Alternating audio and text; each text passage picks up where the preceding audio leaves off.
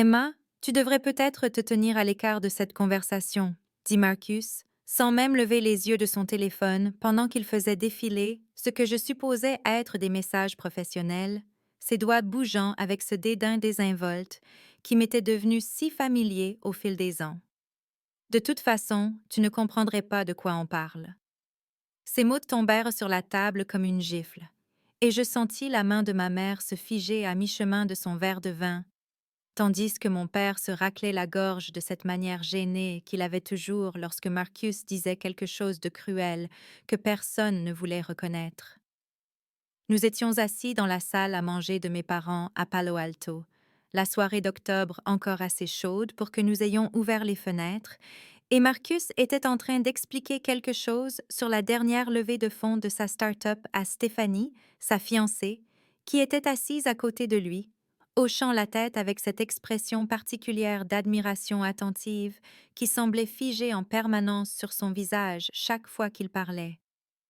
J'avais posé une seule question, quelque chose sur leur stratégie d'acquisition d'utilisateurs, et Marcus m'avait rembarré comme si je lui avais demandé d'expliquer une simple addition. Marcus, ce n'est pas juste, dis-je, ma voix plus basse que je ne l'aurais voulu, détestant le son si insignifiant de ma voix, alors même que j'essayais de me défendre. Je travaille aussi dans la tech. J'essayais juste de comprendre. Mais Stéphanie me coupa la parole avec un rire qui se voulait bienveillant, mais dont le tranchant était assez vif pour faire saigner.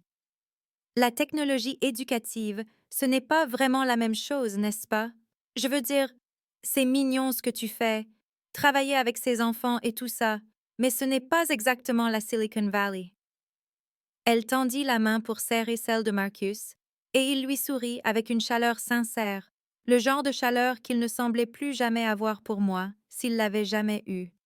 Mon frère Marcus avait 31 ans, 3 ans de plus que moi, et il avait passé ces 3 années à en faire un mur infranchissable entre nous, brique par brique, faite de réussite et de mépris. Il était allé au MIT alors que j'avais fréquenté l'Université d'État de San Jose. Il travaillait comme ingénieur principal dans une start-up prestigieuse qui avait été mentionnée dans TechCrunch au moins une douzaine de fois, tandis que je travaillais pour une petite organisation à but non lucratif appelée Bridge Learn, qui opérait depuis un entrepôt reconverti à East Oakland. Il vivait dans un appartement élégant à Soma, avec des baies vitrées et une vue sur le Bay Bridge, et je louais un 2 pièces dans un immeuble correct mais sans charme à Berkeley. Il parlait nonchalamment d'options sur actions, de capital et de disruption, et je parlais de niveau de lecture, de résultats d'apprentissage et d'accessibilité. Et dans le monde de Marcus, dans le monde de notre famille, il n'y avait aucun doute sur lequel de nous deux comptait le plus. Je baissai les yeux sur mon assiette, sur le poulet piccata que ma mère avait préparé parce que c'était le plat préféré de Marcus, et je sentis la brûlure familière de l'humiliation s'installer dans ma poitrine, cette combinaison particulière de blessures, de colère et de honte que j'avalais lors des dîners de famille depuis plus d'années que je ne voulais en compter. Avant de continuer l'histoire, merci de vous abonner. Je dois atteindre les 1000 abonnés pour pouvoir vous apporter chaque jour des histoires comme celle-ci. Pour vous, ce n'est qu'un clic, mais pour moi, cela signifie énormément. Le schéma n'avait pas commencé à cette table, bien que ce soit là qu'il s'était cristallisé en quelque chose que je pouvais enfin nommer et pour lequel je pouvais ressentir de la colère au lieu de simple tristesse. Cela avait commencé quand nous étions enfants, quand Marcus avait 11 ans et moi 8, et qu'il avait été admis dans le programme pour surdoués à l'école alors que j'étais restée dans les classes normales. Et je me souviens d'être assise à une autre table dans notre ancienne maison de Cupertino, écoutant mes parents célébrer sa lettre d'acceptation pendant que je poussais des petits pois dans mon assiette, en me demandant ce qui n'allait pas chez moi pour que je ne sois pas spéciale comme lui. Marcus avait toujours été l'intelligent, celui qui comprenait les maths immédiatement, lisait des livres au-dessus de son niveau et gagnait le concours de sciences 3 années de suite, avec des projets impliquant des circuits et de la programmation, tandis que je peinais sur les longues divisions, lisais des livres sur les chevaux et essayais de construire un volcan qui bouillonnait à peine. Quand il a été accepté au MIT, nos parents avaient pleuré de joie et organisé une fête pour 50 personnes dans notre jardin, avec une bannière disant Félicitations Marcus et un gâteau en forme du logo du MIT. Et quand j'ai été acceptée à l'Université d'État de San José 2 ans plus tard, nous étions allés dîner au Cheesecake Factory et ma mère avait dit Eh bien, c'est une très bonne école, chérie, d'un ton qui suggérait qu'elle essayait de s'en convaincre autant que moi. Je me souviens de ma remise de diplôme, comment Marcus n'était pas venu parce qu'il avait une date limite importante pour un projet, comment mon père avait passé la majeure partie de la cérémonie au téléphone avec lui à propos d'un problème technique qu'il résolvait, et comment j'étais restée là, dans ma toge et mon mortier, à prendre des photos avec ma mère, qui n'arrêtait pas de jeter des coups d'œil à sa montre.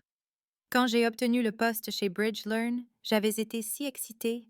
J'avais appelé à la maison pour leur parler de la mission d'apporter une technologie éducative de qualité aux écoles défavorisées, de la façon dont nous développions des outils d'apprentissage adaptatif qui pourraient aider les enfants qui avaient des difficultés comme j'en avais eu, et ma mère avait dit « C'est merveilleux, ma chérie », avant de demander immédiatement si j'avais entendu dire que Marcus avait été promu ingénieur principal avec un salaire qu'elle mentionna spécifiquement 140 000 $ plus des actions, et si cela ne semblait pas impressionnant.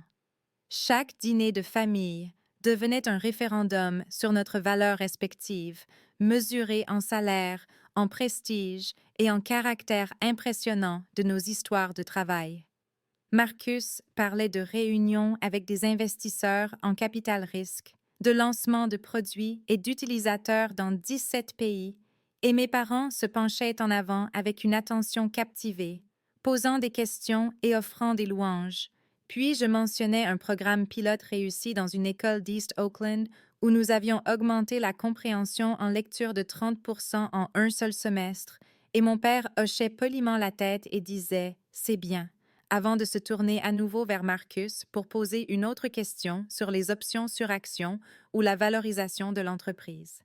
J'ai appris à me taire, à laisser Marcus remplir l'espace avec ses réussites, à me faire plus petite pour que sa lumière puisse briller plus fort, et je me disais que j'étais solidaire, que j'étais une bonne sœur, quelqu'un qui n'avait pas besoin d'une validation constante comme il semblait en avoir besoin. Mais en réalité, j'étais juste fatiguée d'être déçue chaque fois que j'espérais qu'il pourrait me voir comme plus que la sœur cadette, moins accomplie de Marcus. L'annonce du mariage est arrivée 3 semaines après ce dîner, lors d'une autre réunion de famille à laquelle Marcus avait insisté pour que nous assistions tous dans son appartement. J'étais entrée dans son salon au mobilier minimaliste et à l'art abstrait pour le trouver, lui et Stéphanie, debout près des fenêtres, des flûtes de champagne déjà à la main, leur visage rayonnant de ce genre d'excitation qui me disait que quelque chose d'important se préparait avant même que quiconque ne dise un mot. « Nous avons fixé la date », annonça Marcus une fois que nous fûmes tous installés, mes parents sur le coûteux canapé sectionnel gris et moi perché sur l'une des chaises modernes inconfortables qui ressemblaient plus à des installations artistiques qu'à de vrais meubles. Il expliqua qu'ils avaient réservé le Meritage Resort à Napa Valley pour juin prochain, un lieu que je savais, d'après les magazines de l'industrie technologique, être l'endroit où les fondateurs de start-up à succès se mariaient. Le genre d'endroit avec vue sur les vignobles, des salles de conférences et un prix qui faisait paraître mon salaire annuel comme une erreur d'arrondi.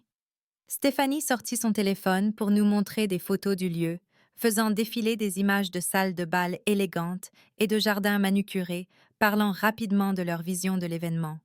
Puis Marcus prit le relais, sa voix prenant cette qualité particulière d'enthousiasme mêlé d'autosatisfaction qui, je le savais maintenant, signifiait qu'il était sur le point de dire quelque chose qu'il jugeait impressionnant. Nous faisons un thème sur l'industrie de la technologie. Très subtil et sophistiqué, rien de mauvais goût, mais nous voulons célébrer ce qui nous a réunis et le monde dont nous faisons partie, dit-il, Et je regardais ma mère hocher la tête avec approbation, tandis que mon père posait des questions sur la liste des invités et le traiteur. Puis Marcus lâcha le détail qui me noua l'estomac d'une angoisse familière. Nous aurons même un conférencier principal, quelqu'un de vraiment important de l'industrie, qui parlera d'innovation et de l'avenir de la technologie, dit-il, et ses yeux se posèrent sur moi un bref instant, assez rapide pour que j'aie pu l'imaginer, sauf que je savais que non, et l'accent qu'il mit sur vraiment important tomba comme une pierre. Nous avons travaillé avec une agence de conférenciers en essayant d'avoir quelqu'un de vraiment notable, quelqu'un dont le travail a une grande portée, ajouta Stéphanie, s'installant sur l'accoudoir du fauteuil de Marcus d'une manière qui semblait nonchalamment élégante, et elle nous sourit à tous comme si elle partageait une merveilleuse nouvelle. Tous nos invités seront des gens sérieux de notre industrie, le genre de personnes qui changent vraiment le monde. Donc, nous voulons que tout reflète ce niveau d'importance. Je restais assise là, tenant mon champagne intact, sentant quelque chose de froid et de lourd s'installer dans ma poitrine, et je voulais demander si je comptais comme une personne sérieuse, si mon travail consistant à aider les enfants à mieux lire me qualifiait pour leur mariage important. Mais je connaissais déjà la réponse, car elle était écrite dans chaque regard méprisant et chaque sourire condescendant qu'ils m'avaient adressé au cours des mois qui avaient suivi leur fiançailles. Ma mère posa des questions sur les robes des demoiselles d'honneur, et mon père voulut en savoir plus sur la sélection des vins, et je restais silencieuse sur ma chaise inconfortable, me demandant ce que cela signifiait que mon propre frère planifiait un mariage qui semblait spécifiquement conçu pour exclure tout ce que j'étais, et je ne pouvais me défaire du sentiment que j'étais censée être reconnaissante, ne serait-ce que d'être invitée. Les 2 mois entre l'annonce des fiançailles et le mariage devinrent une lente accumulation de petites blessures, chacune individuellement niable mais formant, ensemble un schéma que je ne pouvais plus ignorer ou excuser. Tout a commencé lorsque Marcus a créé une conversation de groupe pour l'organisation du mariage qui incluait notre sœur cadette, Rachel, et notre cousin David, tous deux faisant partie du cortège, et je ne l'ai appris que lorsque Rachel a mentionné quelque chose à propos de la palette de couleurs lors d'un appel téléphonique et que j'ai dû demander de quoi elle parlait, sentant mon visage rougir de honte alors qu'elle se taisait et disait « Oh, je pensais que tu étais aussi dans la conversation. » Quand j'ai envoyé un SMS à Marcus pour lui demander s'il pouvait m'ajouter car je voulais rester informé des plans, il a répondu 3 heures plus tard par C'est vraiment juste de la logistique pour le cortège. La plupart des choses ne t'intéresseraient pas. Comme si j'étais trop simple pour me soucier des détails du mariage de mon propre frère. 2 semaines plus tard, j'ai fait l'erreur de proposer mon aide pour une partie de l'installation technique, mentionnant que j'avais de l'expérience avec les systèmes audiovisuels grâce aux conférences que BridgeLearn avait organisées, et Marcus a littéralement ri, un bref aboiement d'amusement qui a traversé la ligne téléphonique comme une gifle, avant de dire M, nous engageons de vrais professionnels pour ça, c'est du matériel assez complexe, pas vraiment la même chose que d'installer un projecteur dans une école. L'essayage des robes fut pire. L'un de ces rendez-vous dans une boutique de mariage où Stéphanie avait invité sa mère, ses sœurs, notre mère, Rachel et moi, et nous étions toutes là, dans nos robes de demoiselles d'honneur, pendant que Stéphanie nous examinait d'un œil critique. D'une manière ou d'une autre, la conversation s'est tournée vers les carrières, et la sœur aînée de Stéphanie, Catherine, qui travaillait chez Google, m'a demandé ce que je faisais. Quand j'ai expliqué la technologie éducative et notre travail sur les plateformes d'apprentissage adaptatif, Stéphanie a souri de cette manière particulière qui semblait gentille, mais était condescendante et a dit « C'est si agréable qu'Emma fasse quelque chose de si simple et significatif. Travailler avec des enfants, ça doit être très gratifiant d'une manière simple. » Et son insistance sur le mot simple a clairement montré qu'elle voulait dire tout autre chose. J'ai alors regardé ma mère, espérant une forme de défense ou une reconnaissance de ce que j'avais ressenti, mais elle s'est contentée d'ajuster l'ourlet de sa robe et n'a rien dit. Plus tard, quand j'ai essayé de lui dire à quel point j'avais été blessée, comment le commentaire de Stéphanie m'avait semblé délibérément dénigrant, elle m'a tapoté la main et m'a dit que Marcus était sous beaucoup de stress avec l'organisation du mariage et son travail, et que j'étais probablement trop sensible, que j'interprétais des commentaires innocents parce que j'avais toujours été un peu complexée par ma carrière par rapport à celle de Marcus. Mon père avait été encore moins utile lorsque j'avais essayé de lui parler du sentiment d'être exclu de l'organisation du mariage, m'expliquant patiemment comme si j'étais encore une enfant que Marcus voulait juste que tout soit parfait et que je ne devais pas prendre les choses si personnellement, que Marcus m'aimait même s'il n'était pas toujours doué pour le montrer. Et j'avais hoché la tête et dit que je comprenais, même si ce que je comprenais c'est que ma famille avait décidé depuis longtemps qui comptait le plus, et que rien de ce que je ferais ne changerait de cette arithmétique fondamentale.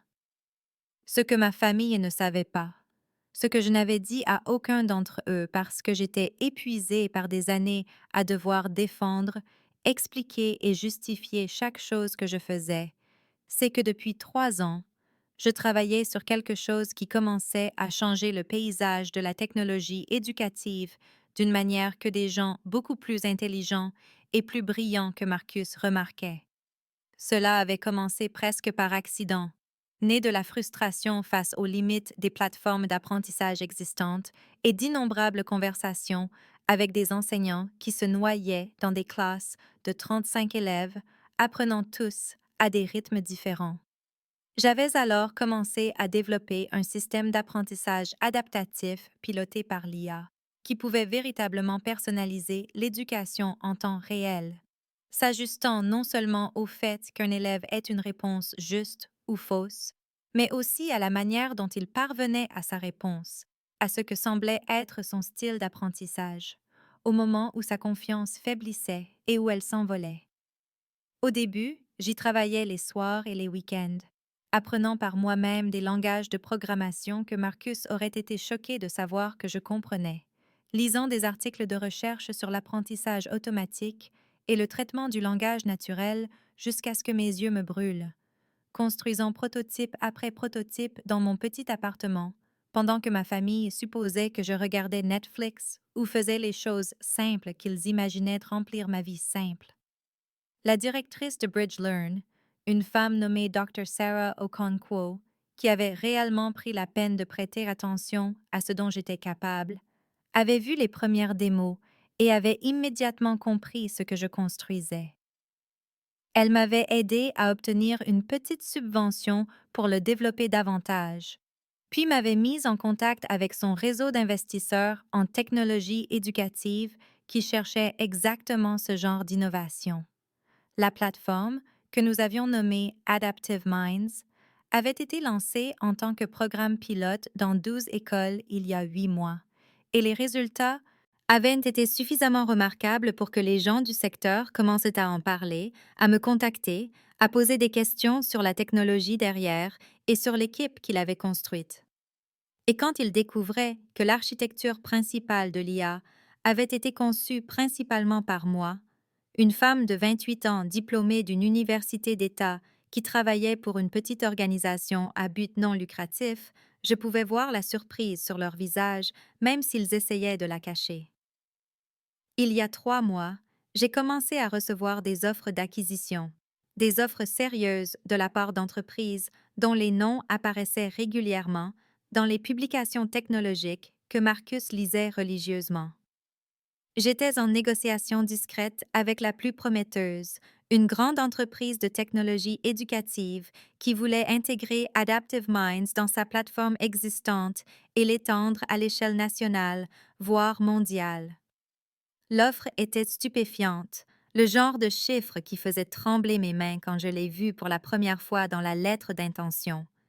Et elle était accompagnée d'un poste de directrice de l'innovation et de suffisamment d'actions pour que ma conseillère financière, une femme que j'avais engagée spécifiquement pour m'aider à naviguer dans ce nouveau territoire, m'ait dit sans détour que j'étais à l'abri pour le reste de ma vie si j'étais intelligente.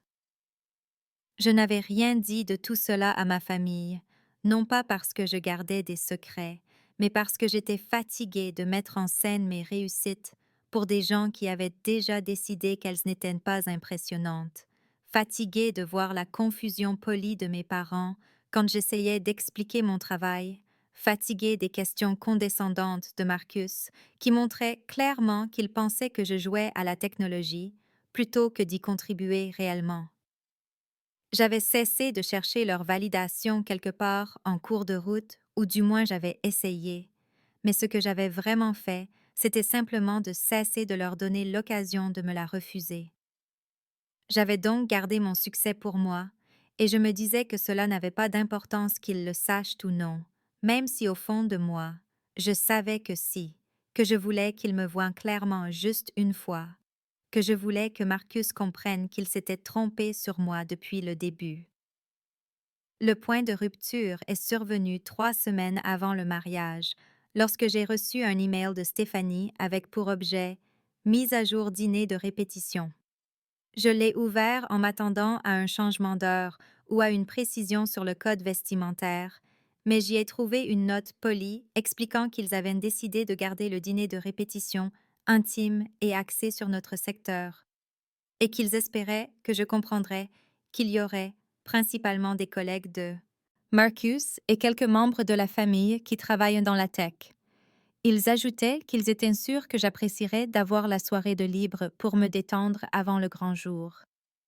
J'ai fixé cet email pendant un long moment, le relisant encore et encore, le langage prudent qui faisait passer l'exclusion pour un cadeau, la façon dont elle l'avait formulé comme si elle me rendait service en ne me forçant pas à assister à un événement où je n'aurais soi-disant pas ma place. Et quelque chose en moi, qui pliait depuis des années sous le poids de leur mépris, a finalement cédé. J'ai appelé Marcus directement, mes mains tremblant en tenant le téléphone, et quand il a répondu avec son distrait « Salut M, quoi de neuf ?» Je lui ai demandé sans détour pourquoi je n'étais pas invitée à son dîner de répétition. Il y a eu une pause suffisamment longue pour que je sache qu'il savait que je serais blessée et qu'il avait décidé que cela n'avait pas assez d'importance pour changer ses plans avant qu'il ne dise « Écoute, ce n'est pas personnel, c'est juste que tout le monde là-bas parlera de levée de fonds, de lancement de produits et d'architecture d'IA, et je ne voulais pas que tu te sentes exclu ou que tu t'ennuies. Tu sais comment sont ces gens de la tech, ils entrent vraiment dans les détails. » Je me suis entendue dire très doucement « Tu veux dire que tu ne voulais pas être embarrassée par ta sœur qui travaille dans l'éducation parce que tu ne penses pas que ce que je fais compte comme un vrai travail. » Ça, il est immédiatement devenu sur la défensive, sa voix prenant ce ton irrité qui apparaissait chaque fois que je remettais en question sa narration de nos vies, disant « Bon sang, M, pourquoi tu ramènes toujours tout à toi? C'est mon mariage. Tu ne peux pas juste ne pas être sensible à chaque petite chose pour une fois? » J'essaye de nouer des relations avec ces gens et je n'ai pas besoin que tu sois là à poser des questions de base sur des choses qu'ils supposent que tout le monde connaît. Ces mots m'ont frappé comme des coups, chacun atterrissant précisément sur les bleus que des années de sa condescendance avaient déjà laissés. Mais sous la douleur, j'ai ressenti autre chose, quelque chose de plus froid et de plus clair, un sentiment de finalité qui semblait presque paisible. Je lui ai dit que je le verrais au mariage, gardant ma voix stable, même si des larmes coulaient sur mon visage. Et après avoir raccroché, je suis restée assise dans mon appartement et j'ai pris une décision que j'aurais dû prendre des années plus tôt. J'en avais fini de jouer un rôle pour ma famille, fini d'essayer de prouver ma valeur à des gens qui avaient décidé depuis longtemps que je n'en avais aucune, fini de chercher la validation de Marcus, de mes parents ou de quiconque, m'avait montré encore et encore qu'ils n'étaient pas intéressés à me voir. Clairement. Le mariage était le samedi 15 juin et la réunion d'urgence du conseil d'administration de BridgeLearn pour finaliser les termes de l'acquisition était prévue pour le lundi 10 juin. Je savais avec une certitude absolue que j'assisterais aux deux événements. mais j'assistais au mariage de Marcus en tant que témoin de ma propre libération, plutôt qu'en tant que suppliante, espérant des miettes d'approbation, et tout ce qui se passerait après se déroulerait selon sa propre logique, une logique que j'étais enfin prête à cesser d'essayer de contrôler. L'appel du docteur Okonkwo est arrivé le lundi 3 juin, exactement 12 jours avant le mariage de Marcus.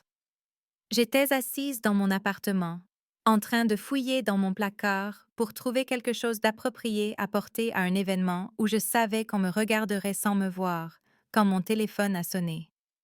La voix de Sarah, plus excitée que je ne l'avais jamais entendue, a retenti.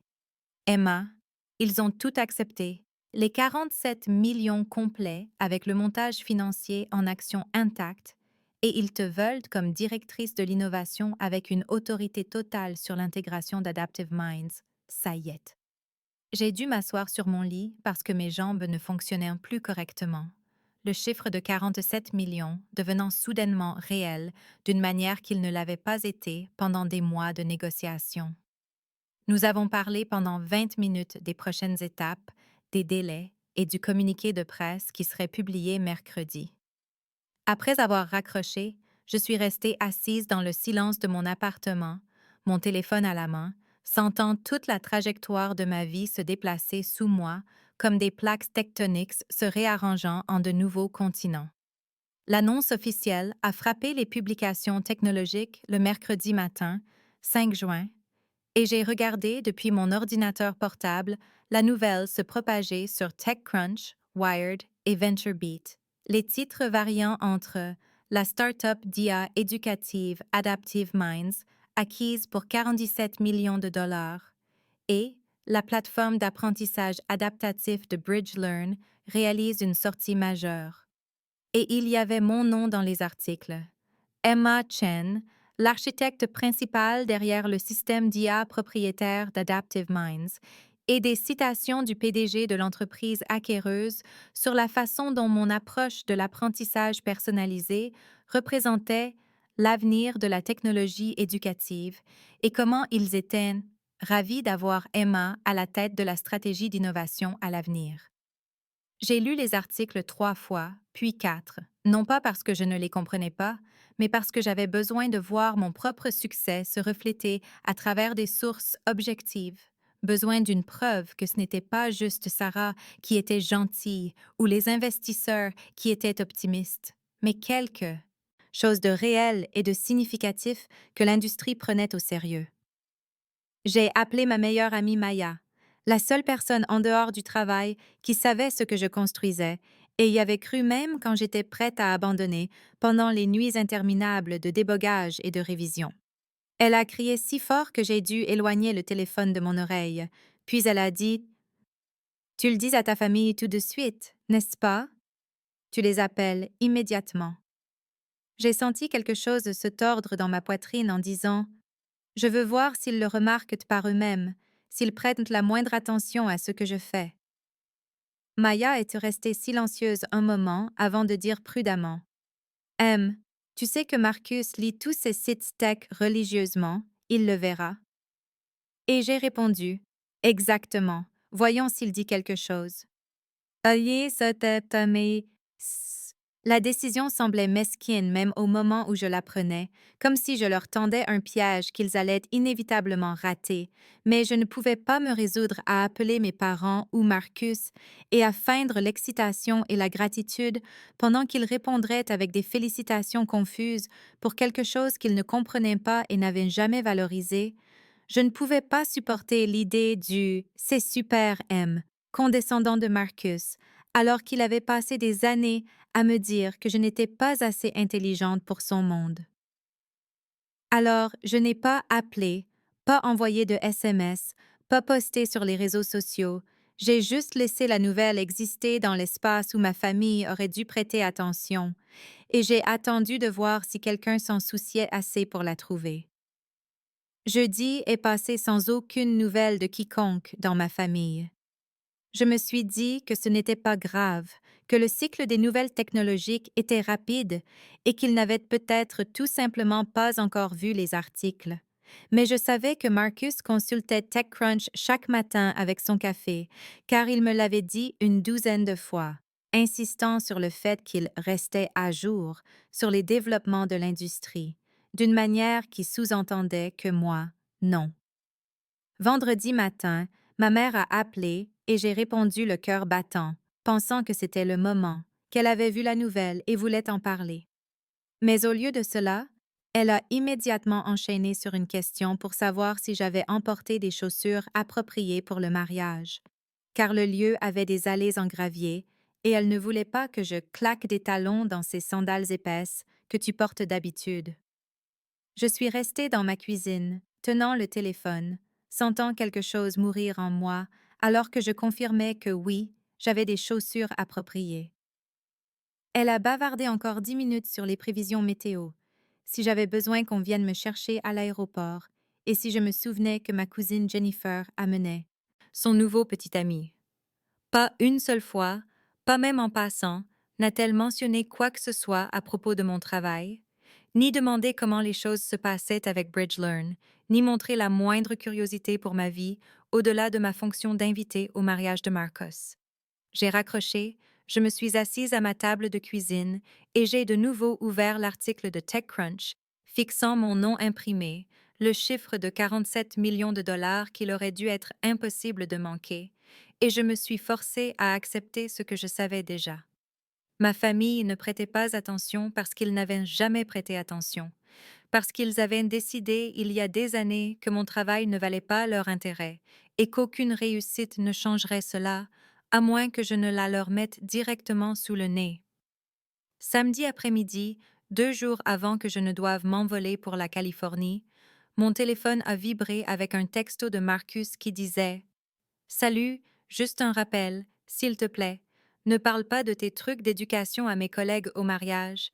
Ils ne sont pas vraiment intéressés par ce domaine et je ne veux pas que tu te sentes mal à l'aise quand ils décrocheront. » Aussi, le père de Stéphanie est associé dans une société de capital risque et il peut être un peu direct sur les choses qu'il pense être des broutilles, alors peut-être évite simplement de parler travail.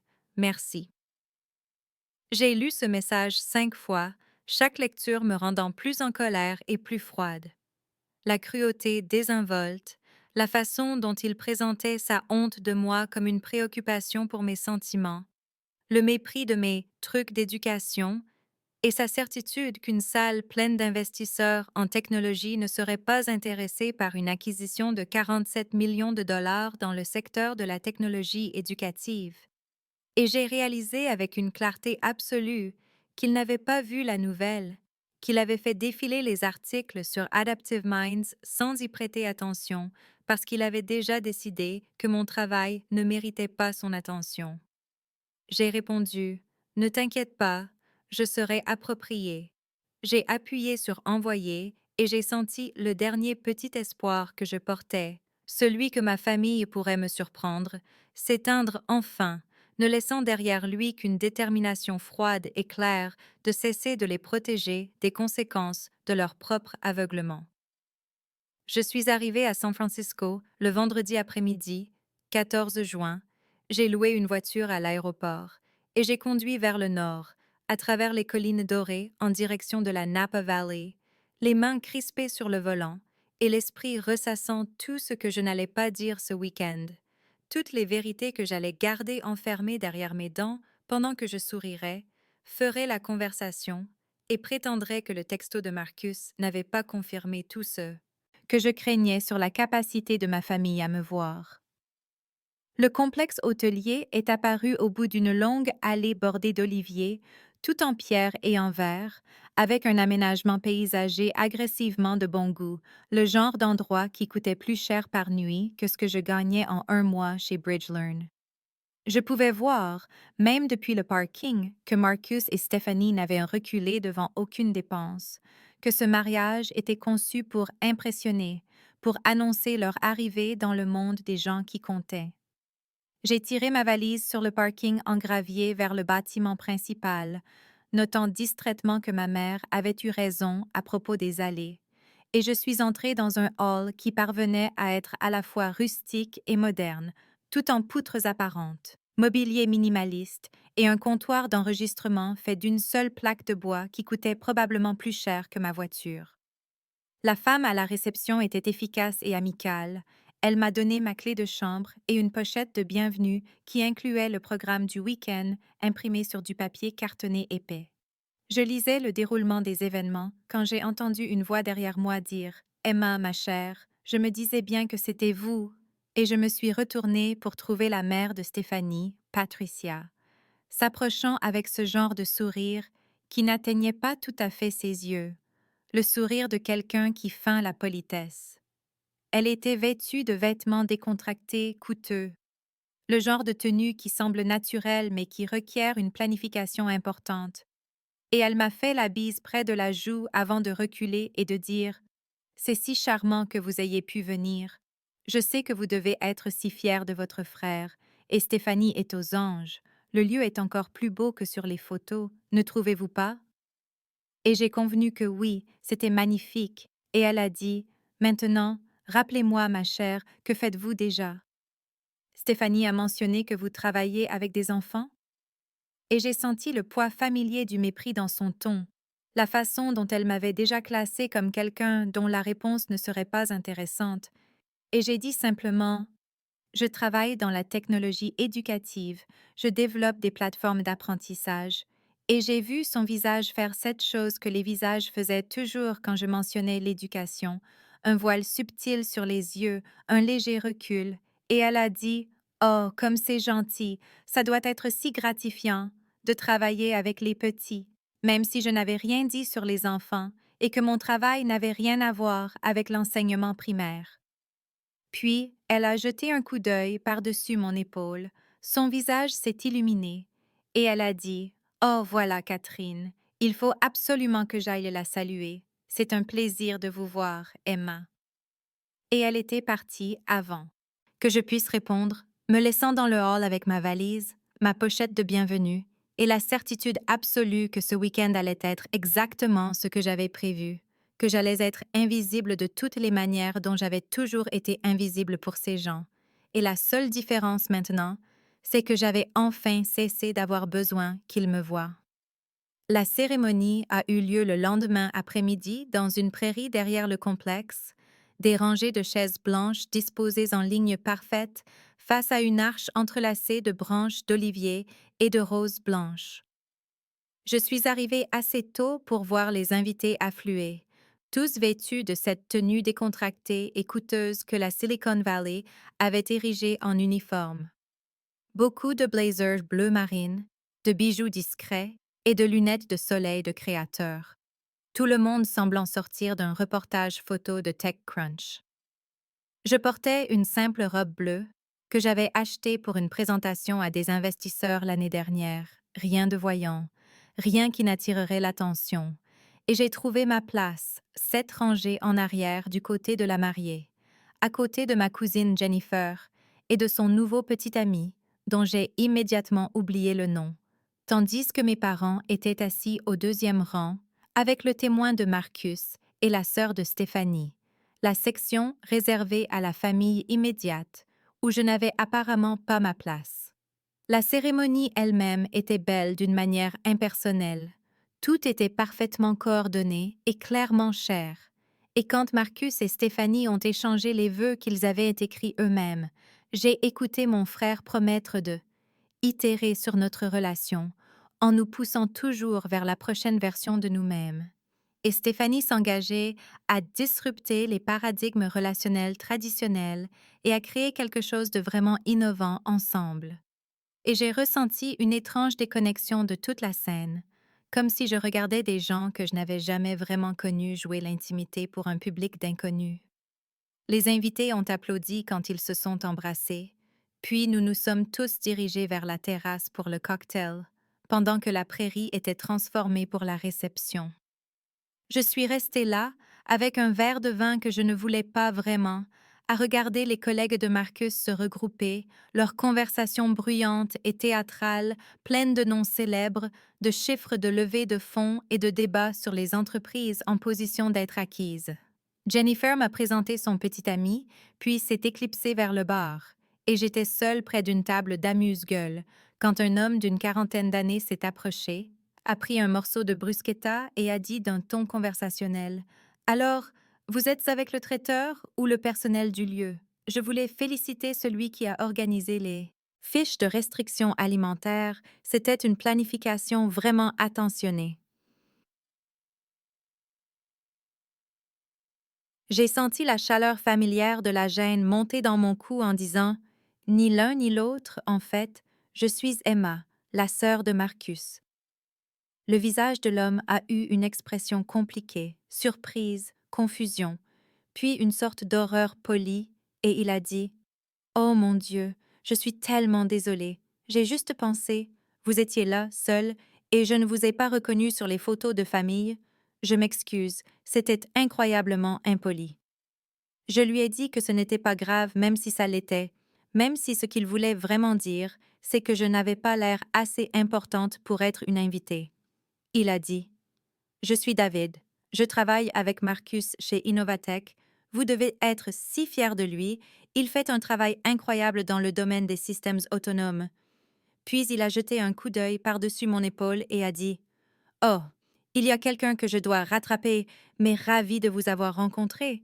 Et il était parti avant que je puisse répondre, me laissant là avec mon vin et la certitude absolue que c'est exactement comme ça que le reste de la soirée se déroulerait, que je serais invisible, mal identifiée ou poliment évitée, et la seule chose qui m'a empêchée de retourner dans ma chambre et de faire ma valise était la connaissance froide et claire que quelque chose allait arriver, que l'email de l'organisatrice du mariage confirmant mon intervention était dans ma boîte de réception, et que très bientôt, tout le monde dans cette foule d'étrangers méprisants allait comprendre exactement qui j'étais. La réception a commencé à 19 heures. Alors que le soleil entamait sa descente derrière les collines occidentales, jetant une lumière dorée sur la terrasse où des tables rondes avaient été disposées avec une précision mathématique, chacune drapée de lin blanc et décorée de centres de table qui intégraient subtilement à la fois des fleurs et des éléments technologiques, de petites lumières LED nichées parmi les roses, des tablettes affichant de l'art numérique à chaque place, tout étant conçu pour nous rappeler que ce n'était pas seulement un mariage, mais une déclaration sur qui étaient Marcus et Stéphanie, sur le monde qu'ils habitaient et les personnes qu'ils jugeaient dignes d'être impressionnées. J'ai trouvé ma place assignée à une table près du fond, avec Jennifer et son petit ami, une tante que je n'avais pas vue depuis 5 ans, et 2 amis d'université de Stéphanie qui se sont présentés poliment, puis se sont immédiatement tournés l'une vers l'autre pour continuer une conversation sur la récente promotion de quelqu'un chez Pinterest. Je suis restée assise là, les mains jointes sur mes genoux, regardant la salle se remplir de belles personnes en beaux vêtements, tout le monde tenant des verres, riant et affichant cette confiance décontractée qui vient du fait de savoir qu'on a sa place dans des espaces comme celui-ci. Les discours ont commencé après le premier plat.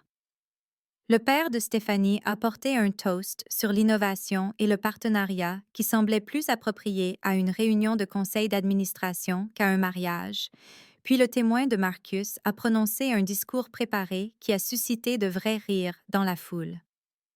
Ensuite, Marcus lui-même s'est levé, prenant le micro du DJ avec l'aisance de quelqu'un habitué à s'adresser à des salles pleines de gens, et il a souhaité la bienvenue à tout le monde avec ce charisme qu'il avait toujours eu, cette capacité à attirer les gens vers lui, à leur donner envie de faire partie de ce qu'il créait.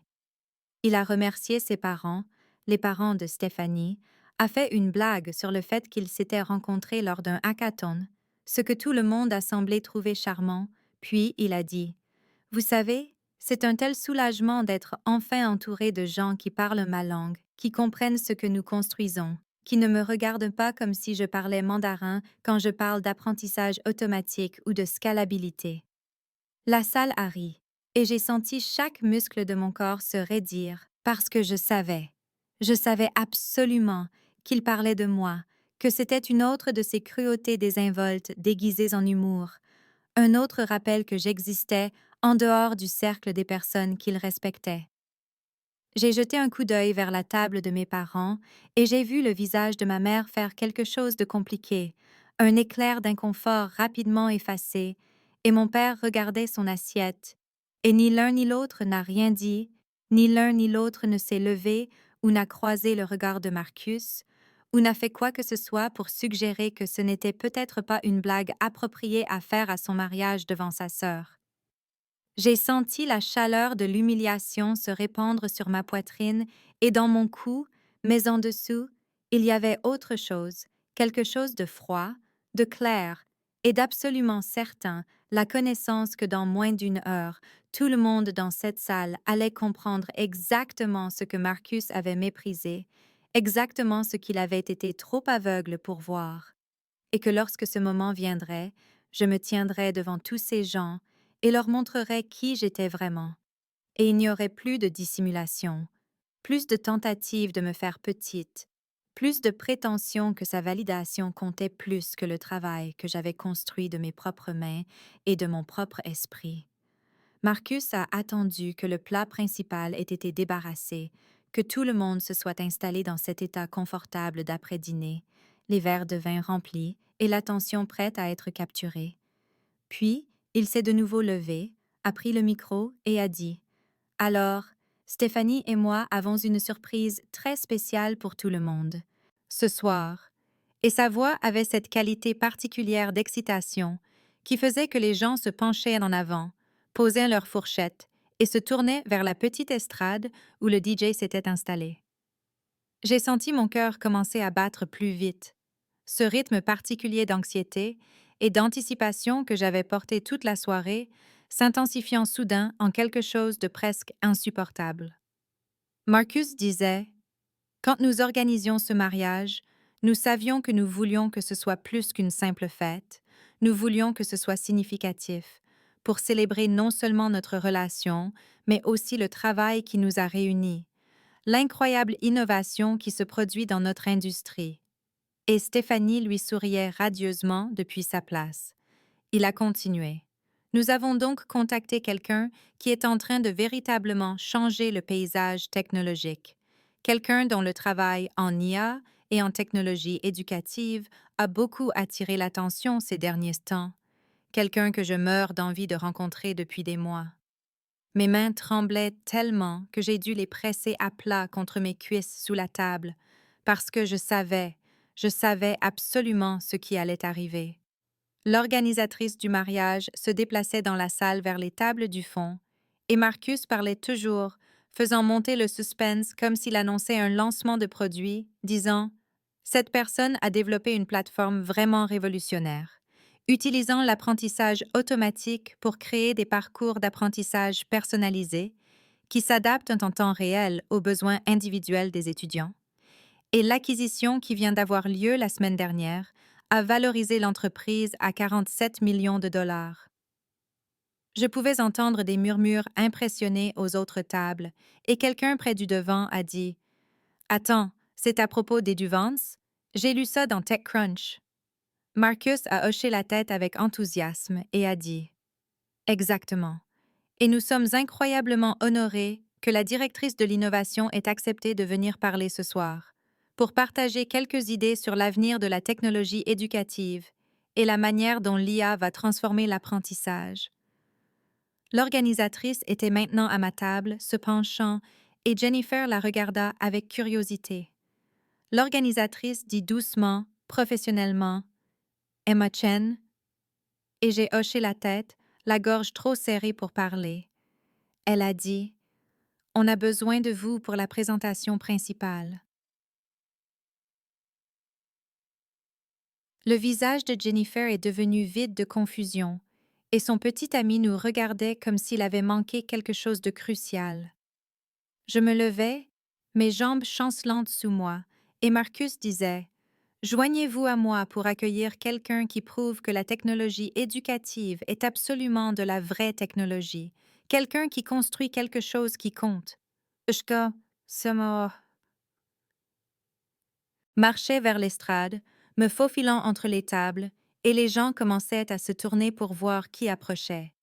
Je pouvais voir la table de mes parents maintenant, Voir le visage de ma mère exprimer la confusion alors qu'elle me regardait traverser la foule, et Marcus me tournait encore partiellement le dos en disant: Veuillez accueillir la fondatrice et directrice de l'innovation d'Eduvance, Emma Chen.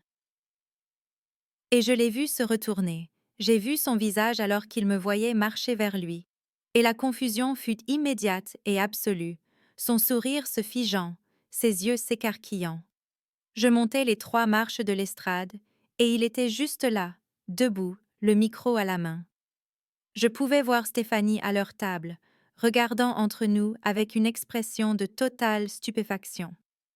L'organisatrice était là, chuchotant quelque chose à Marcus, confirmant, et j'ai vu la compréhension commencer à poindre sur son visage, la prise de conscience que l'oratrice qu'il était si impatient de rencontrer, la personne dont il louait le travail, c'était moi. La distance entre ma table et la scène ne devait pas dépasser 12 mètres, mais j'ai eu l'impression de traverser un continent entier, chaque pas exigeant un effort conscient alors que mes jambes menaçaient de me trahir par leur tremblement. J'étais consciente de tout avec cette hyper-clarté qui vient de l'adrénaline pure. La façon dont les têtes se tournaient à mon passage, les expressions confuses sur les visages qui m'avaient ignoré toute la soirée, les questions chuchotées qui ondulaient dans la foule alors que les gens essayaient de comprendre ce qui se passait, pourquoi la sœur de Marcus se dirigeait vers la scène, si c'était une sorte d'hommage familial ou un discours de remerciement surprise. J'entendais encore Marcus parler, sa voix provenant des haut-parleurs disposés autour de la terrasse, disant: Eduvance a été mentionné dans toutes les grandes publications technologiques. La plateforme est testée dans 12 États. Le potentiel de croissance est absolument énorme. Il semblait si enthousiaste, si sincèrement impressionné par un travail qu'il avait méprisé pendant 3 ans sans jamais vraiment comprendre ce que je construisais. Je suis passée devant la table de mes parents et j'ai vu ma mère se pencher vers mon père avec un air de confusion totale, sa main sur son bras, et il me fixait comme s'il essayait de résoudre une équation qui n'avait pas de sens. Jennifer s'était levée de notre table, à moitié, comme pour me suivre, et son petit ami sortait son téléphone, probablement pour chercher sur Google ce qui se passait. Je pouvais voir d'autres personnes faire la même chose, la lueur bleue des écrans éclairant les visages dans la salle, alors que les collègues de Marcus commençaient à assembler les pièces du puzzle, à se souvenir de l'article de TechCrunch, de l'article de Wired, des publications sur LinkedIn à propos de l'acquisition. J'étais maintenant à 5 mètres de la scène, assez près pour voir Marcus de profil alors qu'il gesticulait avec enthousiasme en parlant, assez près pour voir le cordon du micro traîner de sa main. Il disait: L'intégration du traitement du langage naturel avec des algorithmes d'apprentissage adaptatif est exactement le genre d'innovation dont notre industrie a besoin.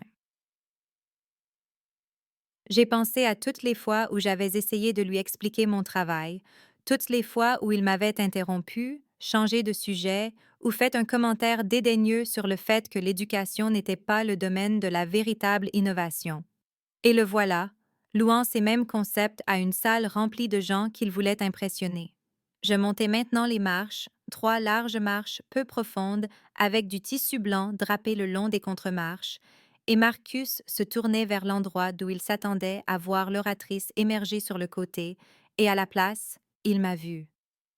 J'ai regardé tout son visage changer, l'enthousiasme se dissipant en une confusion vide, sa bouche encore à moitié ouverte sur le mot qu'il était sur le point de dire, et le micro a légèrement glissé dans sa main. J'étais maintenant juste là, à 1 mètre de lui sur la petite plateforme surélevée, et l'organisatrice du mariage se précipitait derrière moi. J'ai pu l'entendre chuchoter. C'est elle, c'est Emma Chen, c'est votre conférencière principale. C'était. J'ai regardé les yeux de mon frère s'écarquiller avec le genre de choc qui survient lorsque votre réalité est complètement réécrite en un seul instant. La salle était devenue silencieuse, 200 personnes observant ce tableau figé.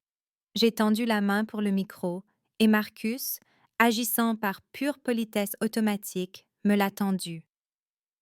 Le micro semblait plus lourd qu'il n'aurait dû dans ma main, ou peut-être était-ce simplement le poids de ce moment, l'irréalité absolue de me tenir sur cette scène devant 200 personnes, qui avaient passé la soirée soit à m'ignorer, soit à me condescendre.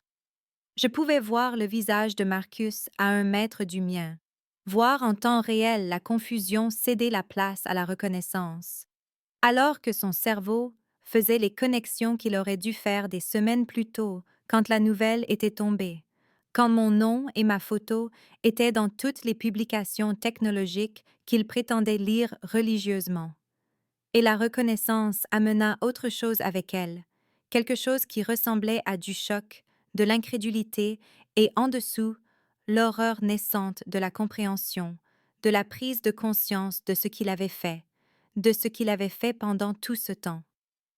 J'ai vu ses yeux passer de mon visage au micro dans ma main et revenir. Je l'ai vu ouvrir la bouche comme pour dire quelque chose, puis la refermer. Car que pouvait-il bien dire en ce moment, avec tout le monde qui regardait? Derrière lui, à leur table d'honneur, Stéphanie s'était à moitié levée de son siège, son visage un miroir de la confusion de Marcus, mais avec une couche supplémentaire de quelque chose qui aurait pu être de l'embarras ou de la colère, je ne saurais dire. L'organisatrice du mariage reculait maintenant, son travail terminé, et la salle était si silencieuse que je pouvais entendre la brise bouger dans les vignes au-delà de la terrasse, entendre une chaise grincer contre le sol en pierre. J'ai regardé au-delà de Marcus pour trouver la table de mes parents. Ma mère avait la main pressée contre sa bouche et mon père me fixait avec une expression que je n'avais jamais vue auparavant.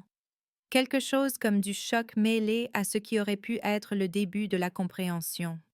Et je pouvais voir d'autres visages aussi, les collègues de Marcus qui avaient été si impatients de rencontrer la mystérieuse conférencière principale, qui faisaient maintenant le calcul, réalisant que la sœur qu'ils avaient méprisée toute la soirée était la fondatrice qu'ils étaient excités d'entendre. J'ai vu l'homme qui m'avait demandé si j'étais du service traiteur se pencher en avant sur son siège, la bouche légèrement ouverte, et la femme du cocktail qui s'était éloignée en pleine conversation quand elle avait appris ce que je faisais. Je me suis retournée vers Marcus, qui était toujours là, figé, et j'ai dit doucement, juste pour lui, pas dans le micro. Tu devrais peut-être t'asseoir. Tebchoyeta, atsi. Ma voix est sortie plus stable que je ne me sentais, et il a hoché la tête, mécanique, et a commencé à reculer vers sa table. J'ai vu Stéphanie chercher sa main alors qu'il s'asseyait, je l'ai vu se pencher pour lui chuchoter quelque chose d'urgent, puis je me suis tournée pour faire face à la salle, à tous ces gens qui avaient fait des suppositions sur moi, qui avaient décidé que je ne valais pas leur temps ou leur attention. J'ai levé le micro, j'ai pris une profonde inspiration et j'ai dit « Merci Marcus pour cette introduction incroyablement aimable. » Ma voix a résonné sur la terrasse, claire et professionnelle, la voix que j'utilisais dans les salles de conseil et les réunions d'investisseurs, la voix qui avait convaincu des capital risqueurs de parier des millions sur ma vision. J'ai continué. Bien que je doive admettre que je n'avais aucune idée que mon propre frère m'avait demandé comme conférencière principale, c'est donc autant une surprise pour moi que je soupçonne que ça l'est pour lui. Il y a eu une vague de rire incertain dans le public, les gens ne sachant pas très bien si c'était une blague ou autre chose. J'ai souri, les laissant penser que c'était juste de l'humour familial, et j'ai regardé Marcus dans ma vision périphérique, je l'ai vu assis, rigide sur sa chaise, sa main serrée dans celle de Stéphanie, son visage montrant toujours cette expression stupéfaite, et j'ai senti quelque chose, changer en moi, un dernier verrou s'ouvrir, car c'était ça, c'était le moment où tout changeait, où la vérité éclatait, que je l'ai prévu ainsi ou non, et j'étais prête. J'ai stabilisé ma respiration et laissé le micro se sentir naturel dans ma main, comme dans les salles de conseil et les halls de conférence, comme il y a 3 semaines, lorsque j'avais présenté notre plateforme à l'équipe d'acquisition. J'ai dit « Pour ceux d'entre vous qui ne me connaissent pas, je suis Emma Chen, la sœur de Marcus, et je suis la fondatrice et maintenant directrice de l'innovation d'Eduvance, la plateforme éducative pilotée par l'IA dont Marcus vient de vous parler. J'ai vu la compréhension se répandre dans la salle en vagues visibles. J'ai vu les gens se redresser. J'ai vu la femme du cocktail mettre sa main sur sa bouche. J'ai continué. Je dois dire que lorsque Marcus et Stéphanie m'ont invité à leur mariage, je n'avais aucune idée que je prendrais la parole ce soir. C'est donc vraiment une merveilleuse surprise. Il y a eu plus de rire maintenant, authentique cette fois, car les gens commençaient à comprendre l'ironie, même s'ils ne connaissaient pas toute l'histoire. J'ai jeté un coup d'œil à Marcus, qui fixait son assiette, puis je suis passée entièrement à la présentation que j'avais donnée des dizaines de fois, laissant le matériel familier manquer, en disant « L'éducation en Amérique est confrontée à une crise de personnalisation. Nous avons des élèves avec des styles d'apprentissage très différents, des rythmes différents, des besoins différents, tous enseignés avec une approche unique qui en laisse tant sur le carreau. Je sais si on... » Je pouvais sentir le public s'engager, se pencher en avant, car c'était un vrai problème qu'ils pouvaient comprendre. J'ai dit « Il y a 3 ans, j'ai lancé Eduvance avec une question simple.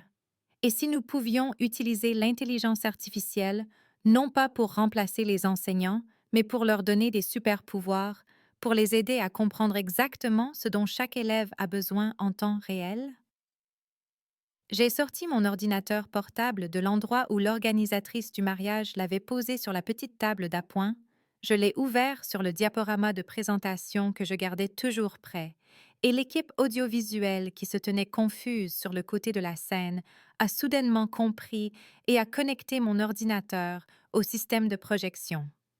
Mes diapositives sont apparues sur les grands écrans flanquant la scène, le logo d'Eduvance avec son design épuré et le slogan « L'apprentissage personnalisé à grande échelle ».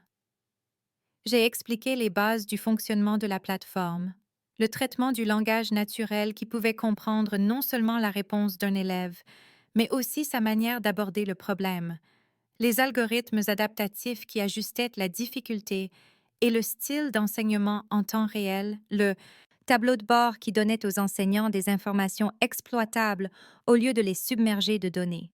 J'étais consciente que j'étais douée pour ça, que c'était là que des années de présentation et de défense de mon travail m'avaient préparée, que je pouvais rendre la technologie complexe accessible sans être condescendante, que je pouvais susciter l'enthousiasme pour l'éducation sans être mièvre. Je pouvais voir les collègues de Marcus hocher la tête, les voir sincèrement intéressés. J'ai cliqué sur la diapositive montrant nos résultats pilotes, les améliorations des résultats au test, de l'engagement et de la satisfaction des enseignants, et j'ai dit « Nous avons commencé avec 5 écoles dans des districts défavorisés de Californie, et les résultats ont été assez solides pour que nous nous étendions à 12 États, touchant plus de 50 000 élèves. » Puis j'ai cliqué sur la diapositive suivante, celle avec le titre de TechCrunch et l'annonce de l'acquisition, et j'ai dit aussi nonchalamment que possible. Et il y a 3 semaines, Eduvance a été acquise par Horizon Tech pour 47 millions de dollars, toute notre équipe restant en place pour étendre la plateforme à l'échelle nationale. La salle a éclaté en applaudissements, des applaudissements sincères et impressionnés. Je me suis enfin permis de regarder directement mes parents. J'ai vu ma mère avec des larmes coulant sur son visage et mon père me fixant comme s'il me voyait pour la première fois. J'ai senti quelque chose se fissurer dans ma poitrine, pas exactement du triomphe, mais quelque chose comme une justification mêlée de tristesse qu'il ait fallu ce moment, cette révélation publique, pour qu'il me voie réellement.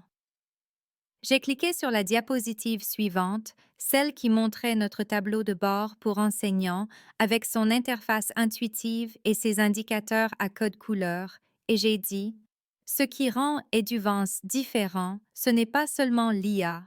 De nombreuses entreprises appliquent l'apprentissage automatique à l'éducation, mais ce que nous avons construit est quelque chose qui fonctionne réellement dans de vraies salles de classe, avec de vrais enseignants qui n'ont pas le temps d'apprendre des systèmes compliqués. » Je pouvais voir des têtes hochées, des gens se pencher en avant, et je ne lisais pas de notes ni ne butais sur les mots, parce que j'avais vécu ce projet pendant 3 ans, j'avais interviewé des centaines d'enseignants, je m'étais assise dans des salles de classe à regarder des élèves lutter avec un matériel qui ne les atteignait pas. J'ai cliqué à nouveau pour montrer un témoignage vidéo de Madame Rodriguez, une enseignante de 5e année à Oakland qui avait fait partie de notre programme pilote.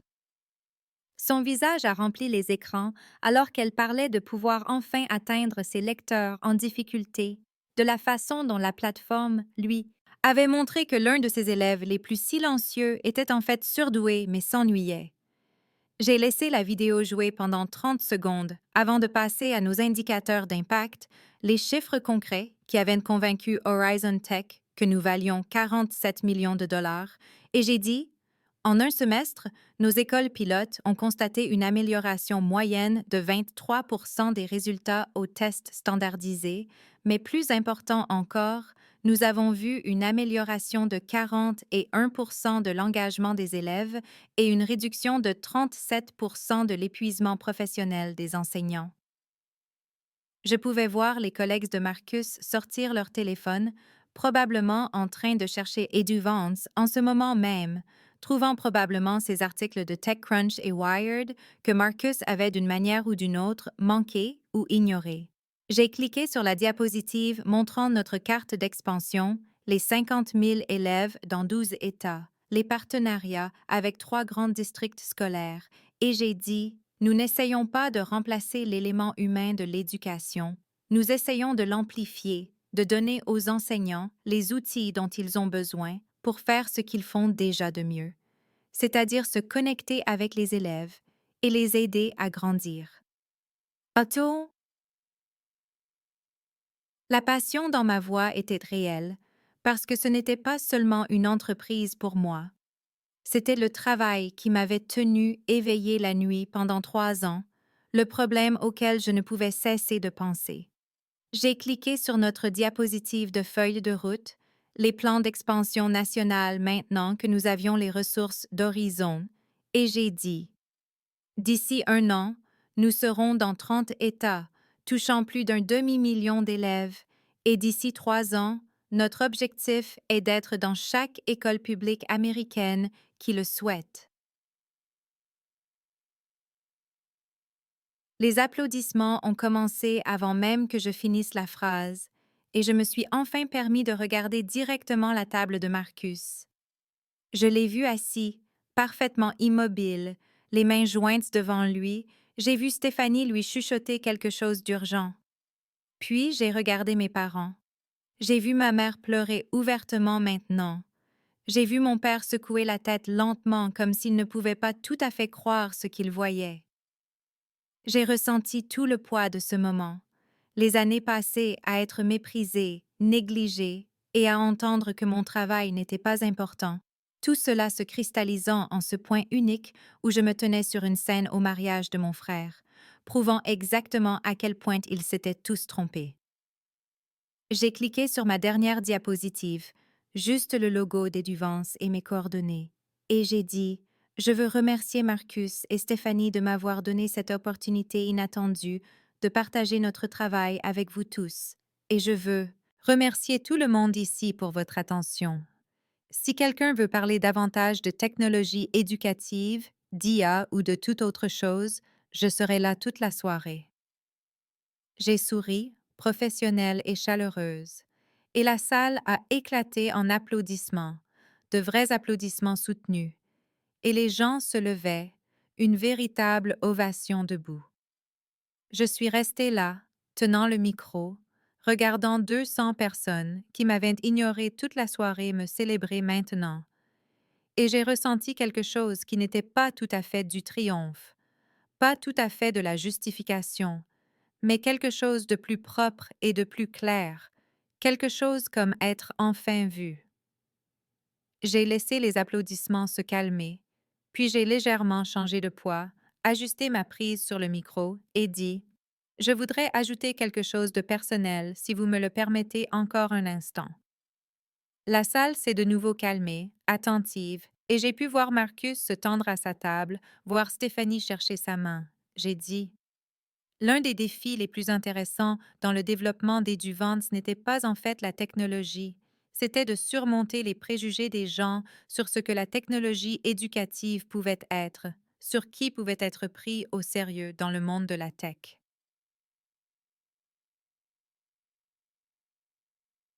J'ai fait une pause, laissé cela s'imprégner, et continué. Je ne peux pas vous dire combien de réunions j'ai eues où des investisseurs ou des partenaires potentiels supposaient que, parce que je travaillais dans l'éducation, je ne devais pas comprendre la véritable intelligence artificielle, le véritable apprentissage automatique, la véritable technologie évolutive. Il y a eu des hochements de tête complices dans la salle, car tout le monde ici avait été confronté à une version de la sous-estimation. J'ai dit, certaines personnes pensaient que la technologie éducative n'était pas de la vraie tech, qu'elle était en quelque sorte plus simple, moins importante, moins impressionnante que ce qu'ils construisaient. Je n'ai pas regardé Marcus, mais je l'ai senti dans ma vision périphérique. Je l'ai senti comprendre exactement ce que je disais. J'ai continué. Il y avait des gens qui supposaient que j'étais trop simple pour leur monde, que je ne comprenais pas les conversations qu'ils avaient, que je ne pouvais pas résoudre des problèmes qui comptaient. Ma voix est restée égale, professionnelle, pas en colère mais claire. J'ai dit, et vous savez ce que j'ai appris? Ces gens avaient une raison sur une chose. Je ne résolvais pas les problèmes qu'ils résolvaient, les problèmes qu'ils avaient remarqués. D'ailleurs, j'ai fait une autre pause, puis j'ai dit, je résolvais des problèmes qu'ils n'avaient même pas pensé à chercher, des problèmes qui affectent des millions d'élèves et des centaines de milliers d'enseignants, des problèmes qui changent réellement des vies au lieu de simplement disrupter des marchés. L'énergie dans la salle a changé, les gens se sont redressés. J'ai dit, il s'avère que le fait d'être sous-estimé peut être un avantage, car pendant que d'autres personnes vous observent avec de faibles attentes, vous pouvez simplement baisser la tête et construire quelque chose qui compte, quelque chose de réel, quelque chose qui fonctionne. Des applaudissements ont commencé alors même que je continuais. Et puis un jour, vous levez les yeux et découvrez que vous avez construit quelque chose qui vaut 47 millions de dollars, quelque chose qui va atteindre un demi-million d'élèves, quelque chose qui change réellement le paysage. Les applaudissements se sont intensifiés et je me suis enfin permis de jeter un coup d'œil à Marcus. Je l'ai vu fixer la table, le visage rouge, la mâchoire serrée, et j'ai ressenti quelque chose qui n'était pas de la cruauté, mais pas entièrement de la gentillesse non plus, un sentiment de justice rendue.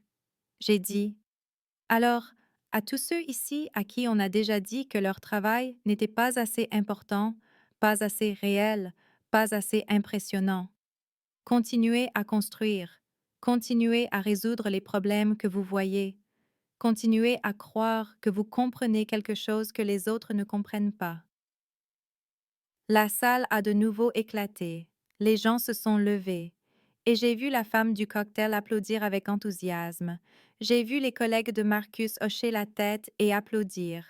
J'ai vu ma mère les mains pressées contre son visage. Et j'ai vu Marcus enfin lever les yeux vers moi, et dans ses yeux, j'ai vu tout le poids de sa compréhension. Je l'ai vu réaliser que chaque commentaire méprisant, chaque insulte désinvolte, chaque moment où il m'avait fait me sentir petite, était maintenant visible dans cette salle, se reflétant sur lui à travers mon succès. Et j'ai ressenti la satisfaction de cela, mais aussi sa tristesse, le fait que nous en soyons arrivés là, qu'il n'ait pas pu simplement me voir, simplement me valoriser, simplement être fier de sa sœur, sans avoir besoin de ce moment public de révélation pour forcer sa reconnaissance. J'ai fini de parler et j'ai reposé le micro sur son support.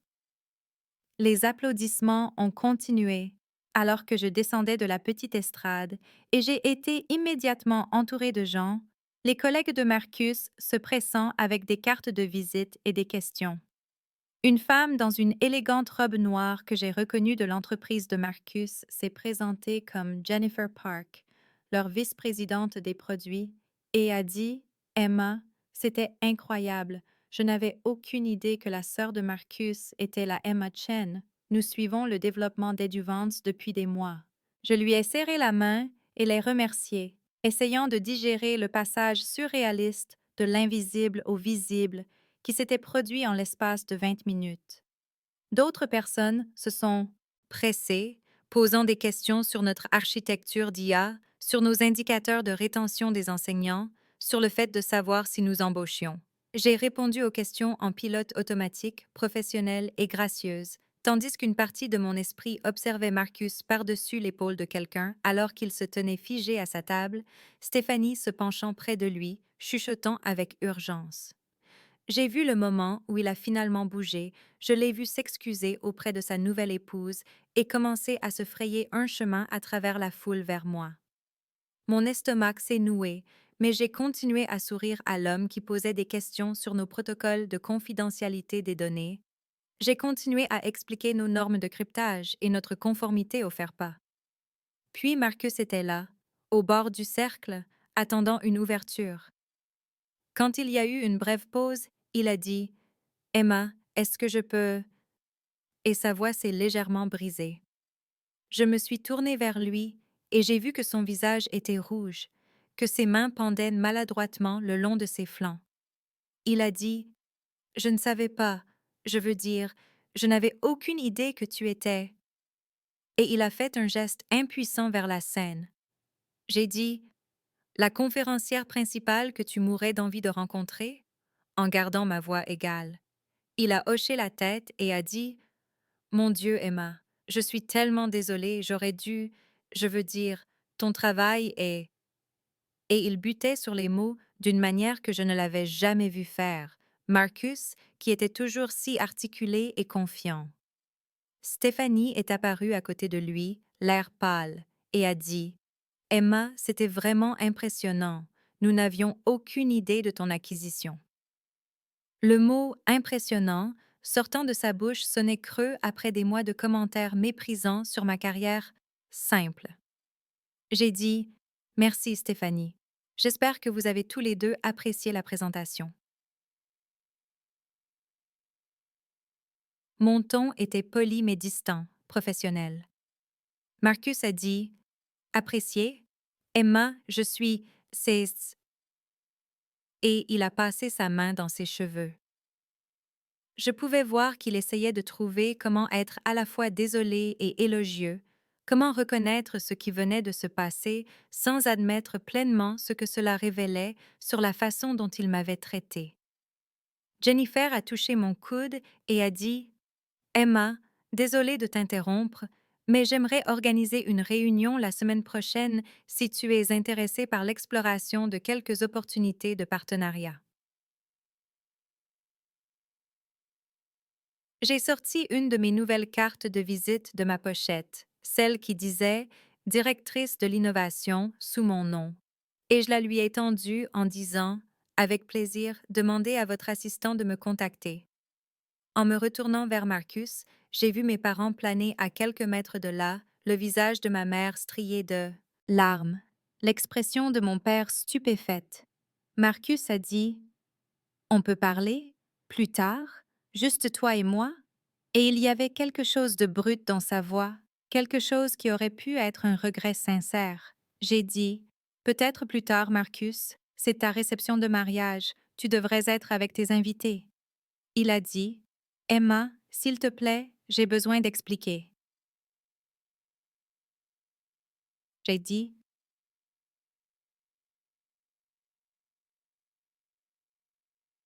Tu n'as rien à expliquer pour l'instant, on pourra parler plus tard.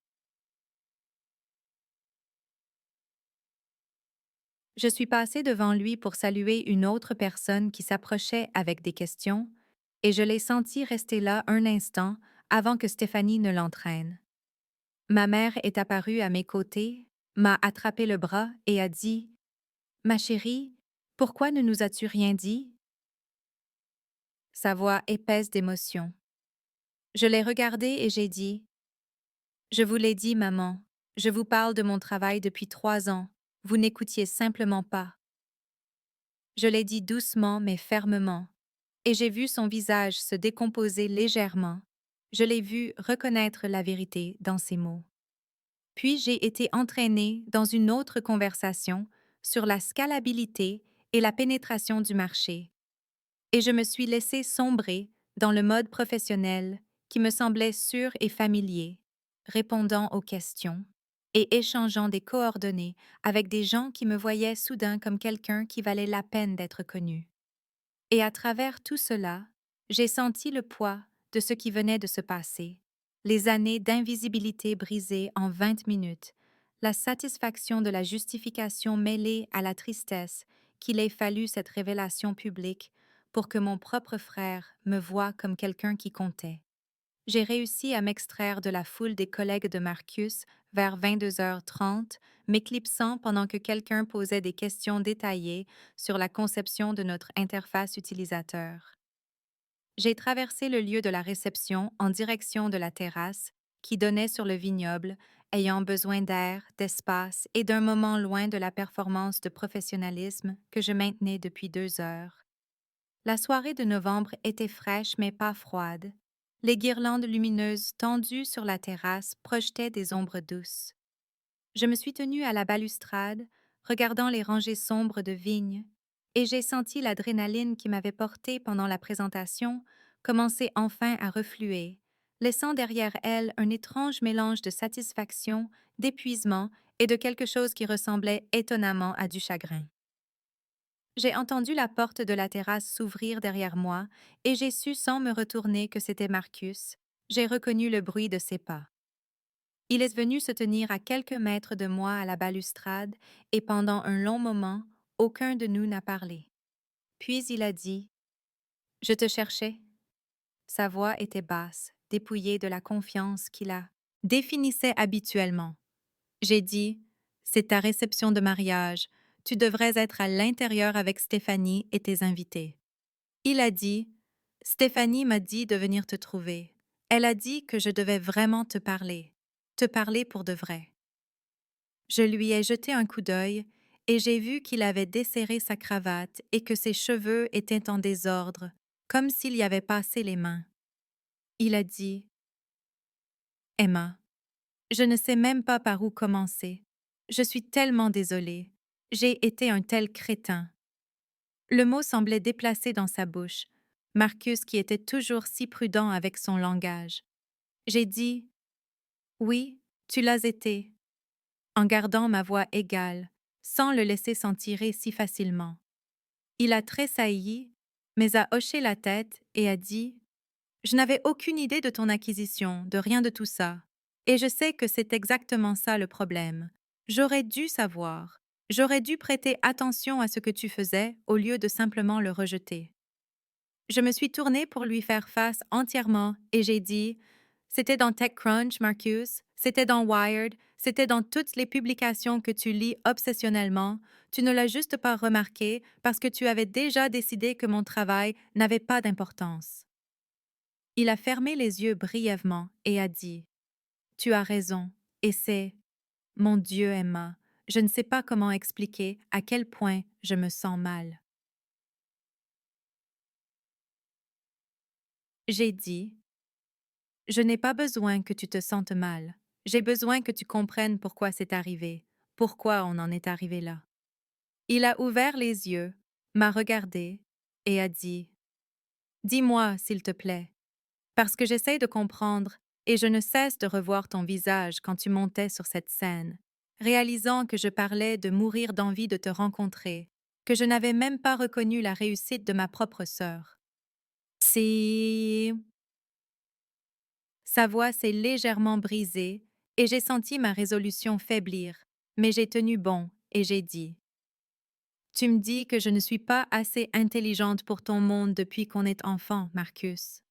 Chaque conversation à table où tu m'expliquais les choses comme si j'étais stupide, chaque fois que tu as rejeté mon travail comme n'étant pas de la vraie tech, chaque commentaire sur le fait que je ne comprenais pas, tout ça s'est accumulé. Je l'ai regardé absorber cela. Je l'ai vu lutter avec ses mots. Il a dit: Je crois que j'ai été menacé par toi depuis qu'on est adolescent. L'aveu a semblé lui coûter quelque chose. Il a continué. Tu as toujours été meilleure avec les gens, tout le monde t'aimait, tu étais heureuse. Et moi, je devais travailler si dur pour tout. Je devais constamment faire mes preuves. Et quelque part en chemin, j'ai commencé à avoir besoin que tu sois moins que moi. J'avais besoin qu'il y ait quelque chose où j'étais définitivement meilleure. L'honnêteté de ses propos m'a surprise. J'ai dit: Alors tu as décidé que tu étais plus intelligent, et tu as renforcé ce récit depuis. Il a hoché la tête misérablement et a dit: J'ai projeté toute mon insécurité sur toi, et je t'ai fait la porter.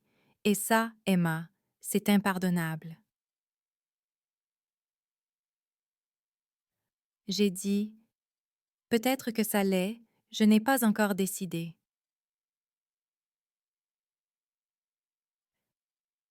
Nous sommes restés là, dans l'air frais de novembre, avec le son de la musique et des rires venant de l'intérieur.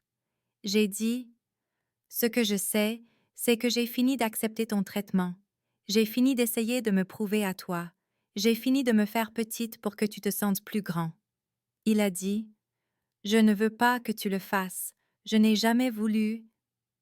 Je l'ai interrompu et j'ai dit: Si, tu le voulais, Marcus, peut-être pas consciemment, mais tu le voulais. Et tes commentaires pour le mariage, me disant de ne pas t'embarrasser, c'était la goutte d'eau qui a fait déborder le vase. Il a semblé accablé et a dit: J'ai dit ça. J'ai sorti mon téléphone et lui ai montré le message texte, et je l'ai regardé lire ses propres mots. Il a dit: Oh mon Dieu, et m'a rendu le téléphone. J'ai dit: Alors maintenant, tu dois décider quel genre de frère tu veux être à l'avenir, parce que je ne reviendrai pas à la situation d'avant. Je ne peux pas. Ma voix était ferme, mais j'ai senti des larmes menacées et je les ai ravalées. Marcus a dit: Je veux être meilleur. Je veux être le frère que tu mérites. Je ne sais juste pas si tu peux me pardonner assez pour me laisser essayer.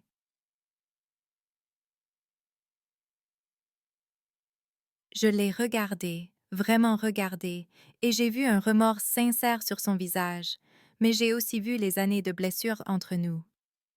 J'ai dit: Je ne sais pas non plus, mais si tu es sérieux au sujet de changer, si tu es prêt à faire vraiment le travail, alors peut-être que nous pourrons le découvrir. Podcast. 3 semaines après le mariage de Marcus, j'étais de retour dans mon appartement à Oakland en train de déballer des cartons de mon nouveau bureau quand mon téléphone a sonné avec le nom de Marcus à l'écran. Je l'ai fixé un instant avant de répondre, et sa voix, quand j'ai dit bonjour, était prudente et hésitante alors qu'il me demandait si j'avais le temps de parler, de vraiment parler. Je me suis assise sur mon canapé, entourée de cartons à moitié déballés, et j'ai dit: D'accord. Il a dit qu'il avait réfléchi à notre conversation sur la terrasse, qu'il en avait parlé à son thérapeute, ce qui m'a surprise car je ne savais pas que Marcus suivait une thérapie. Il a dit: Je veux faire mieux, Emma, mais j'ai besoin que tu me dises à quoi ça ressemble. J'ai besoin que tu m'aides à comprendre de quelles limites tu as besoin. J'ai senti quelque chose se détendre dans ma poitrine au mot limite, au fait qu'il reconnaisse que j'avais le droit de les fixer. J'ai dit: J'ai besoin que tu arrêtes de m'expliquer les choses comme: Si j'étais stupide, j'ai besoin que tu me poses des questions sur mon travail au lieu de le rejeter. J'ai besoin que tu me vois comme ton égal, même si nous travaillons dans des domaines différents. Il est resté silencieux un moment, puis a dit: Je peux le faire. Je veux le faire. Do, j'ai dit: Marcus, vouloir ne suffit pas, tu dois le faire de manière constante. Si tu retombes dans tes vieilles habitudes, je te le ferai remarquer, et si tu ne peux pas le supporter, alors nous ne pourrons pas avoir de relation. Ma voix était ferme, mais pas en colère. Il a dit: Je comprends, et Emma, Je veux que tu me le fasses remarquer. J'en ai besoin. Nous avons parlé encore 20 minutes de choses spécifiques, de changements concrets, et quand nous avons raccroché, je me sentais prudemment optimiste mais pas convaincue, sachant que le vrai changement prend du temps et de la constance. 2 jours plus tard, mes parents ont appelé et m'ont demandé s'ils pouvaient m'emmener dîner.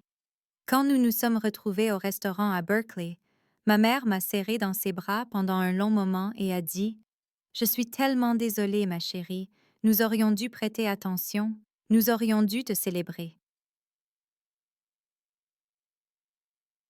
Mon père a dit: Nous nous sommes tellement habitués à ce que Marcus ait besoin de validation que nous avons oublié que tu en avais besoin aussi.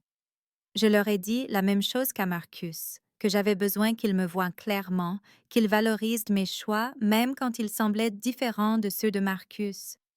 Ma mère a de nouveau pleuré et mon père a tenu ma main sur la table et ils ont tous les deux promis de faire mieux. Je me suis permis de croire qu'ils étaient sincères tout en sachant que je m'en sortirais de toute façon, car au cours des 3 dernières semaines, j'avais constitué ma nouvelle équipe au travail, rencontré des leaders de l'éducation à travers le pays et fait le travail qui comptait pour moi. J'avais réalisé quelque part au milieu de tout cela que je n'avais plus besoin de la validation de ma famille, pas comme avant, parce que j'avais trouvé la validation dans le travail lui-même, dans les enseignants qui me disaient que notre plateforme changeait leur salle de classe, dans les élèves dont l'apprentissage était transformé, dans ma propre connaissance que j'étais douée dans ce que je faisais, que Marcus, mes parents ou qui que ce soit d'autre le reconnaissent ou non. Et cette prise de conscience ressemblait à la liberté, comme si je déposais enfin un poids que je portais depuis l'enfance. Quand je suis rentrée chez moi ce soir-là et que j'ai regardé mon appartement avec ses boîtes de nouvelles cartes de visite, ses articles encadrés sur l'acquisition et l'ordinateur portable où je construisais quelque chose qui comptait vraiment, j'ai senti la paix s'installer en moi, comme si je vivais enfin ma propre vie au lieu d'essayer de m'adapter au récit de quelqu'un d'autre sur qui je devrais être. Marcus a continué d'appeler, de continuer à essayer, et lentement, au cours des mois suivants, nous avons commencé à reconstruire quelque chose qui semblait plus honnête que ce que nous avions eu auparavant. Mais la différence était que je n'avais plus besoin qu'il voie ma valeur, je la connaissais déjà, et cela faisait toute la différence. Mon travail a continué de croître et de s'étendre. J'ai embauché 12 nouvelles personnes au premier trimestre. J'ai pris la parole à 3 conférences sur l'éducation et j'ai pris un café avec Jennifer Park, qui est devenue non seulement un contact professionnel, mais une véritable amie. Parfois, tard dans la nuit, je pensais à ce moment sur la scène au mariage de Marcus, quand j'ai pris le micro et que j'ai vu son visage passer de la confusion à la reconnaissance, puis à la honte, et je ne ressentais pas exactement du triomphe, mais quelque chose de plus calme et de plus durable. La certitude que j'avais enfin cessé d'attendre la permission d'être valorisée et que je m'étais simplement valorisée moi-même. Et c'était la vraie victoire, celle qui me soutiendrait longtemps après que le drame du mariage se soit estompé dans l'histoire familiale, la compréhension que j'avais toujours été assez intelligente, assez accomplie et assez digne, et que je n'avais plus besoin de personne d'autre pour le confirmer, parce que je le croyais enfin moi-même.